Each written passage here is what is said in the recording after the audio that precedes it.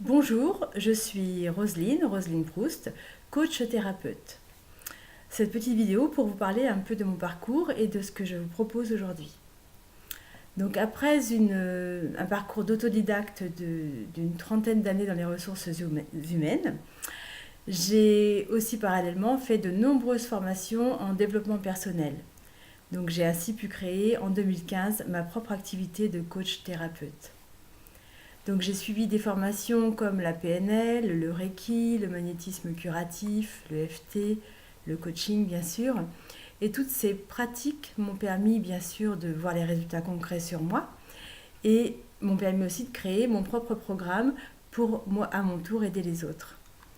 Donc aujourd'hui, j'aide les personnes qui le souhaitent à évoluer personnellement et professionnellement, à s'épanouir, à trouver un sens à leur vie, à se fixer de nouveaux objectifs, qu'ils soient personnels ou professionnels, et globalement à se sentir mieux dans leur peau. Tant qu'une personne reste figée dans des situations qu'elle n'a pas choisies ou dans des situations qu'elle ne désire pas, c'est tout simplement parce qu'elle a peur, qu'elle n'a pas confiance en elle. C'est ce que j'ai remarqué dans 99% des cas. À cause d'expériences passées douloureuses, de croyances limitantes, d'un environnement parfois dévalorisant, beaucoup de personnes baissent les bras et se disent à quoi bon, j'y arriverai pas ou je mérite pas ou c'est ainsi, je ne peux pas changer les choses. Donc tout ceci, ce sont des pensées négatives, des pensées dévalorisantes et des pensées destructrices. Destructrices, je vais y arriver. Je suis la preuve vivante que tout est possible et qu'on peut rebondir à tout moment dans la vie.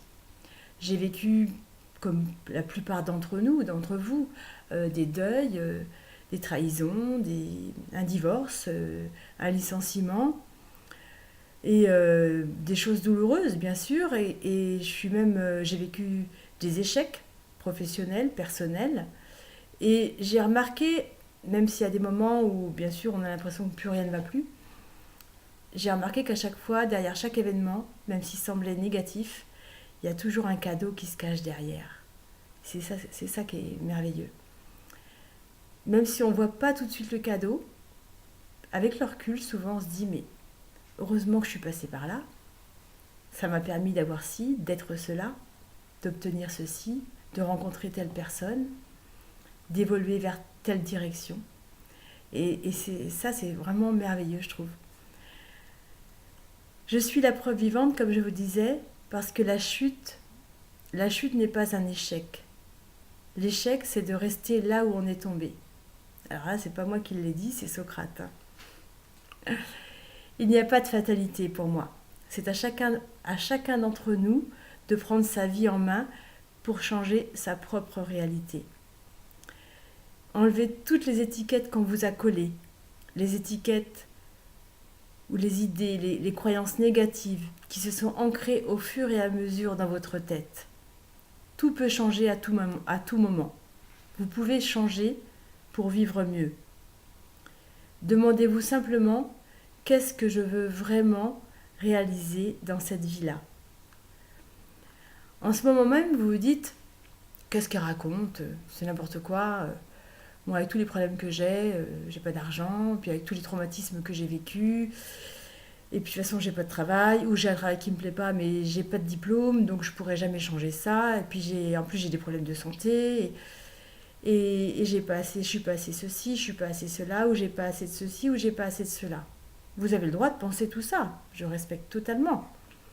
Vous pouvez continuer à penser ainsi, vous pouvez continuer à rester dans ce schéma-là, mais j'ai jamais vu beaucoup de changements positifs se réaliser quand on reste ancré dans ces pensées-là. Soyez le changement que vous voulez être ou que vous voulez voir dans votre vie. Ça non plus, c'est pas moi qui l'ai inventé. Le succès n'est pas seulement une affaire de chance ou de talent. Pour gravir les échelons, il y a beaucoup de personnes qui sont passées par des galères avant de connaître le succès. En croyant en leur projet, vraiment quand ils ont cru en leur projet, qu'ils se sont accrochés à leurs ambitions, ils ont pu réussir. Parfois, il a fallu oser prendre des risques, bâtir leur propre carrière en apprenant de leurs échecs, en se servant des chutes pour mieux se relever. Certains ont même fait de ce qu'ils considéraient comme handicapant, ils en ont fait des atouts. Ça, c'est important. Donc, si vous vous arrêtez à vos capacités physiques, par exemple, moi, quand je regarde les handicaps, les sportifs handicapés, par exemple, qui décrochent des médailles, mais je me dis, mais même nous, en bonne santé, on ne fait même pas de sport la plupart du temps parce qu'on se trouve des excuses pour pas faire de sport. Oui, mais je fais trop ceci, je suis passée là, oui, mais j'ai pas le temps. Et il y a des personnes qui ont un handicap physique et qui décrochent des médailles et qui ont la banane. Et donc, je trouve qu'on n'a pas le droit de se plaindre quand on a la santé, quand on a la forme physique, de se dire je ne peux pas réussir à faire telle ou telle chose. Voilà. J'ai l'exemple qui me vient d'une personne qui s'appelle Sandrine Marinet, qui est malvoyante de naissance et qui a décroché en 2016 la médaille d'or de judo. La même année, Marie-Hélène Le Fur, amputée de la jambe gauche à l'âge de 16 ans à cause d'un accident de scooter, elle a décroché une médaille d'or de saut en longueur. Vous vous rendez compte ? Il y a combien de personnes, je pense au comédien Jamel Debbouze par exemple, qui a surmonté aussi son handicap. Maintenant, il a une super carrière d'humoriste et d'acteur. Vous n'avez pas de diplôme, pas d'études. On peut aussi réussir sans diplôme et sans études, même si c'est pas dans le sens-là qu'il faut encourager nos enfants, parce que maintenant il y a plus de facilité pour qu'ils puissent faire des études. Mais est-ce que c'est vraiment un gage de réussite d'avoir un diplôme ? Est-ce que c'est ça qui doit déterminer notre vie entière ? Albert Einstein, tout le monde connaît ce grand génie, il était reconnu dyslexique quand il était enfant. Churchill avait de gros problèmes d'élocution, il était nul en classe. Walt Disney, on disait qu'il manquait d'imagination, manquait de créativité, vous vous rendez compte ? Vous n'avez pas d'argent ?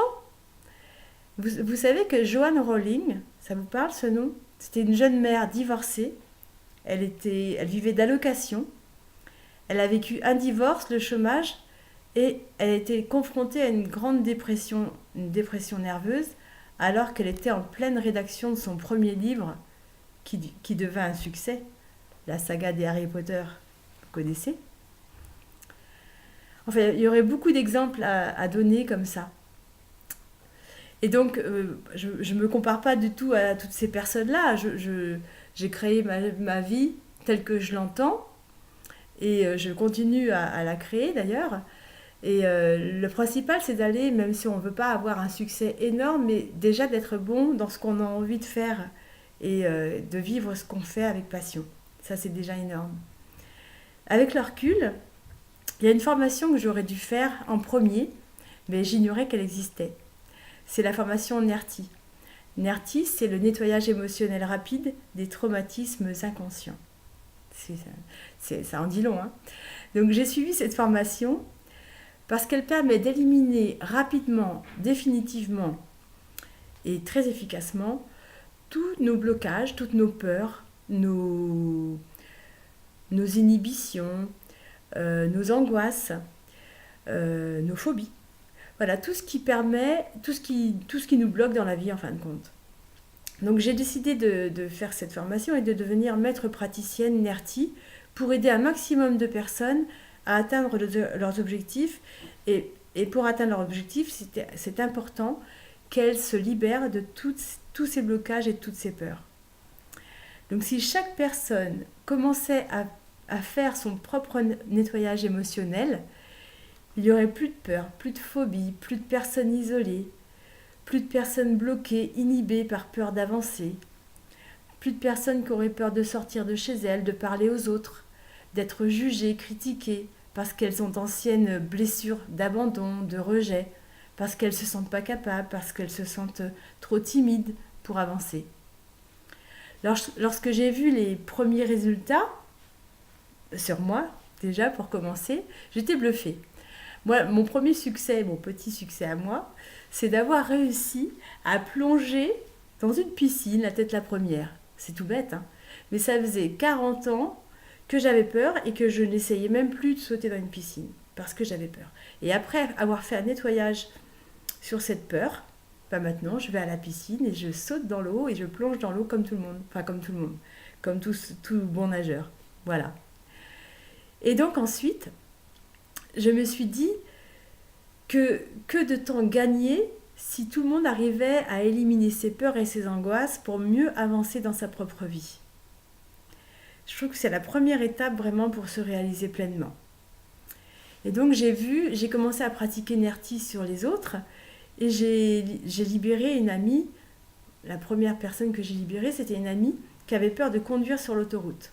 Donc elle restait cloîtrée dans la file de droite, derrière les poids lourds, par peur de doubler, par peur d'avancer. En une séance, j'ai libéré de cette peur et maintenant, elle file sur l'autoroute. Et c'est vraiment un soulagement au quotidien pour elle puisqu'elle doit prendre l'autoroute tous les jours pour se rendre à son travail. J'ai libéré d'autres personnes de la peur de l'eau, la peur de l'ascenseur, la peur de parler en public, la peur, des angoisses récurrentes dues à la peur de l'abandon, à des blessures d'enfance. Donc tout ça, c'est vraiment gratifiant pour moi de voir tous ces résultats sur les autres. Et toutes ces personnes qui repartent avec l'espoir que ça va changer beaucoup de choses dans leur vie. Et c'est ce que je leur souhaite. Et souvent d'ailleurs, quand j'ai des nouvelles après de ces personnes, elles me disent les changements qu'elles ont pu réaliser grâce à ça, grâce à ces libérations. Ça fait vraiment plaisir. Ça fait vraiment plaisir et j'ai vraiment l'impression de me sentir utile. Donc éliminer ces peurs, c'est vraiment la première étape, comme je disais, pour se réaliser pleinement. Donc parallèlement, bien sûr, à Nerti, je peux vous accompagner et je me ferai un plaisir de vous accompagner dans vos objectifs, qu'ils soient personnels ou professionnels. Donc j'aide avec des modules complémentaires que j'adapte suivant vos besoins.